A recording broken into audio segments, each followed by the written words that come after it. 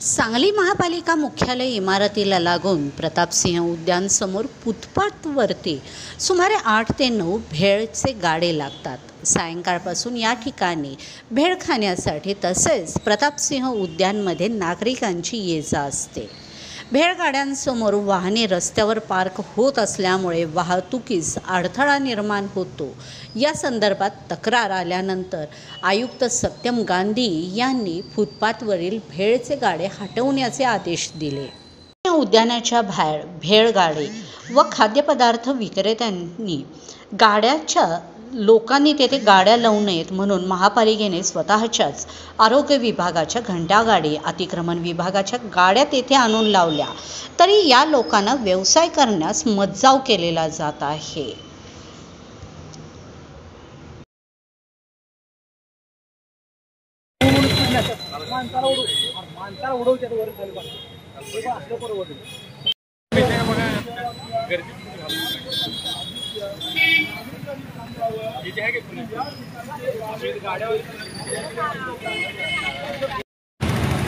सार्वजनिक जीवनात जगताना एक म्हण आहे, एखाद्याला कावीळ झाली की त्याला त्याची बायकोही पिवळी दिसते। आज सांगली महापालिकेचे आयुक्त सत्यम गांधी यांना बहुतेक डोळ्याला मोतीबिंदू झाला आहे।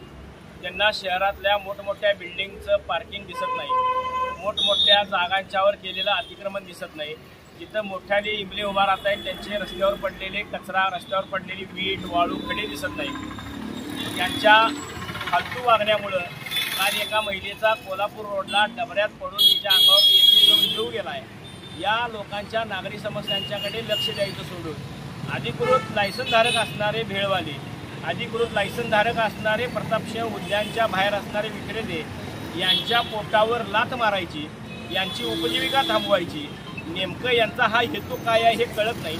हे आयुक्त आमच्या सांगलीला येऊन वर्षभर होत आलं।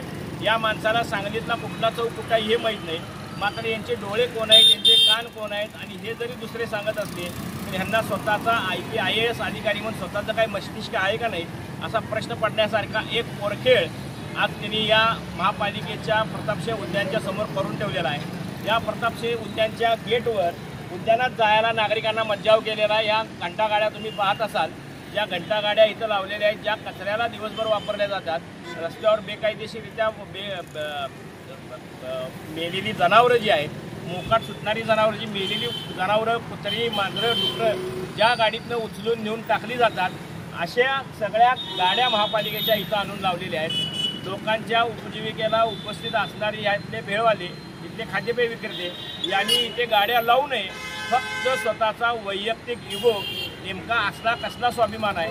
मी कुठल्या तर पेपरमध्ये बातमी वाचली होती की यांना शिकवण्यासाठी वडिलांनी सावकारी करून 5,000 रुपये कर्ज काढून यांना शिकवलंय। आता नेमकं त्या कर्जाची परतफेड करतायत। या माणसाला जर जीवनात चटके बसून मोठा झाला असेल तर हा फेरीवाल्यांच्यावर अशी चुकीच्या पद्धतीची कारवाई करणार नाही, मात्र अधिकृत विक्रेत्यांच्यावर कारवाई करणं आणि अशा पद्धतीचं वागणं महाराष्ट्रातलं एकमेव द्वितीय हे उदाहरण असेल। हा असला भंपक आयुक्त आमच्या सांगली महापालिकेला दिलेला आहे, ज्याला बुद्धीचा कुठला भाग नाही, स्वतःचं कुठलं विजन नाही, त्याला काय कळत आहे, काय बोलतोय काही कळत नाही, फेरीवाला धोरणाची कुठली माहिती नाही। फेरीवाला धोरणामध्ये या लोकांना दुसरीकडे उचलून ठेवताना त्यांचं पहिल्यांदा पुनर्वसन करायचं आहे, धोरणाची अंमलबजावणी करायची आहे। पण हे धोरण मुंबई महापालिकेच्या धर्तीवर सुप्रीम कोर्टानं आदेशानं आलेला आहे। याच्यावर फेरीवाला समिती नियुक्त झालेली आहे। समितीनं सर्वे करून केलेला अहवाल तो उचलून टेबलवरनं बाजूला ठेवला आहे, त्यावर रिमार्क मारला आहे डिस्कस म्हणून, मात्र त्यावर कुठली कारवाई अंमलबजावणी होत नाही। फेरीवाल्या विक्रेत्यांचा सर्वे अपूर्ण आहे, तो अर्धवट ठेवला आहे, तरीसुद्धा त्यावर कुठली कारवाई किंवा अंमलबजावणी होत नाही। उठायचं सुटायचं रस्त्यावर जे काही गाड्या आहेत, जिथं अडथळा होत होता, जिथं काही अडचणी होत होत्या, 100% आम्ही तिथं संघटनेनं 2 पावलं पुढे जाऊन तिथले अडथळे हटवलेले आहेत। प्रशासनाला पाहिजे तशी भूमिका आम्ही तिथल्या विक्रेत्यांचं जवळपास पुनर्वसन करून केलेलं आहे। मात्र कुठल्या आकसापोटी ते हे करतायत हे कळत नाही। असा बालबुद्धी आयुक्त आम्हाला भेटला आहे। आता वेळ आली की हे जर यातून सावरले नाहीत, सुधारले नाहीत तर आयुक्त हटवा म्हणून आम्हालाच फेरीवाल्यांना यासाठी धोरण अवलंबावं लागेल। प्रशासक म्हणजे काही महापालिकेचा मालक नाही, प्रशासक हा आमचा नोकर आहे। आमच्या टॅक्समधनं याला पगार दिला जातो। गाव आमचं, शहर आमचं, गाडीवाले आमचे, ग्राहक आमचे, व्यवस्था आमची, हे मालक आहेत का आमच्या लोकांच्यावर कारवाई करायला? यासाठी आमची भूमिका आहे। यांना आज सोडू की पळू करून आम्ही सोडल्याशिवाय सोडणार।